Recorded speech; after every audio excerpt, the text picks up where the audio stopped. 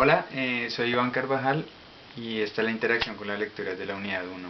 Quería comenzar con la lectura de Justo González, una lectura muy buena, con un enfoque histórico acerca de los primeros creyentes, de la manera en la que la iglesia fue evolucionando y las primeras cosas que ellos vivieron.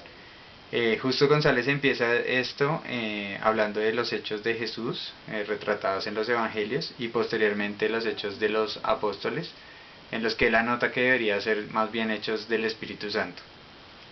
Él introduce como un buen contexto sociocultural y también pues del pensamiento de esa época, dando por ejemplo una buena mirada a cuáles eran los grupos judíos que estaban en esa época: los esenios, los celotes, los saduceos y su relación con el templo, los fariseos y la manera en la que ellos se centraban en la ley. Después de la destrucción del templo, fueron los fariseos los que continuaron, anota González. Él nos hace como ese panorama también filosófico de la manera en la que las diferentes filosofías como el platonismo y todo se desarrollaron y ellos terminaron digamos, influenciando al pensamiento cristiano que empezaba. También nos cuenta acerca de la manera en la que los judíos, los primeros creyentes que siendo judíos, ellos empezaron también como a adoptar y a creer, digamos, en ese Mesías prometido sin necesidad de pensar en una nueva religión.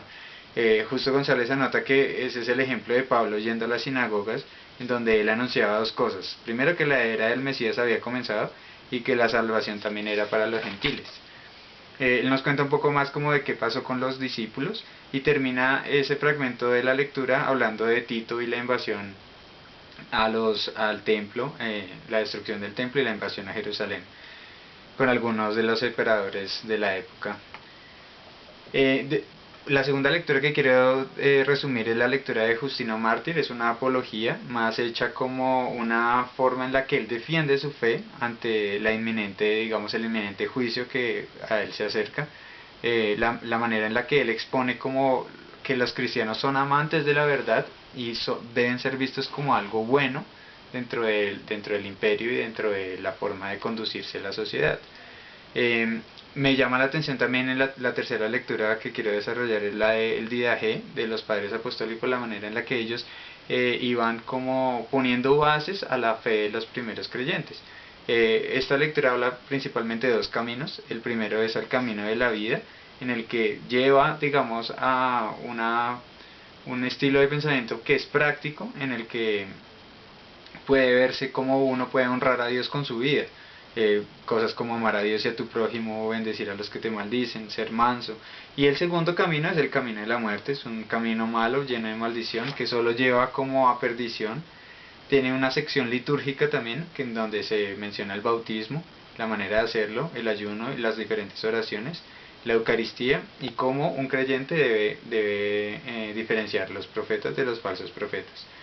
Voy a terminar con la carta de Plinio al emperador Trajano, una carta muy buena de esa época, donde podemos ver desde una visión de terceros cómo alguien que no era creyente podía pedir y veía, o sea, tenía una concepción de los primeros creyentes, de la manera en la que ellos debían ser o no juzgados.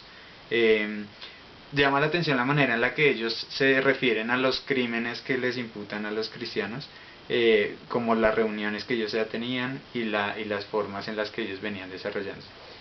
Yo quiero poner todo esto para decir que me llama mucho la atención ver la manera en la que estos primeros creyentes afrontaron estas situaciones, o sea, la persecución por un lado, las cosas que los acusaban, el desconocimiento, digamos, de su fe, los llevó a ellos a defenderse, a organizarse, a poder ser firmes y con pasión acerca de su fe.